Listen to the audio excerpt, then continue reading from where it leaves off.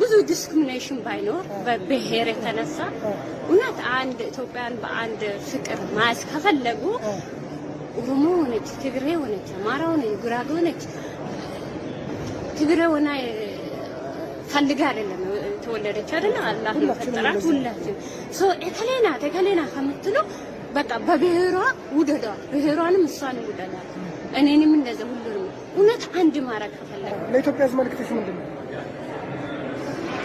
ዲስክሪሚኔሽን አይኖር በብሔር እንትን አትሉ። እውነት አንድ ሀገር ከፈለጋችሁ አንድ ሁኑ።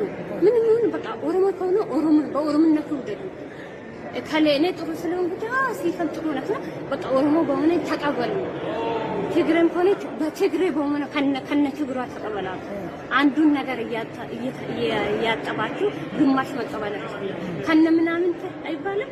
እናት ከነ ምናምን በቃ ሰውን ከወደዳችሁ ከነ ምናምን እውነት ፍቅር አንድ ሀገር ማረግ ከፈለጋችሁ ከነ ምናምን ተቀበሉ። ግን አንቺ ለሌላ ሀገር ስትሮጪ ባንዲራ የሌላ ሀገር ሲለበለብ የሚሰማሽ ፊሊንግ አለ? ኦፍ ኮርስ የሚሰማኝ ደስ ይለኛል። የኢትዮጵያ ባንዲራ ቢለበለብ የኢትዮጵያ ሕዝብ አንድ ሆን።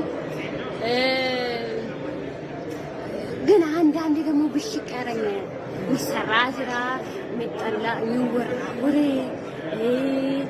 እኔን እሷ አትሊስት ኦኬ የአሸባሪ ባንዲራ ላየን እንዲጠላ ነው የሚያደርግ። የአሸባሪ ባንዲራ የምን አሸባሪ ባንዲራ የአሸባሪ ባንዲራ እንኳን ተሸነፈች የአሸባሪ ባንዲራ ይሄንን እንደዚህ ሲያደርጉኝ እኮ እልህ ውስጥ ነው የሚያስገቡኝ።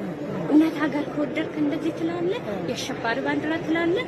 እነሱ የምኒልክን ባንዲራ እያለበለቡ አይደል እንዴ? መች ተናገር ብዙ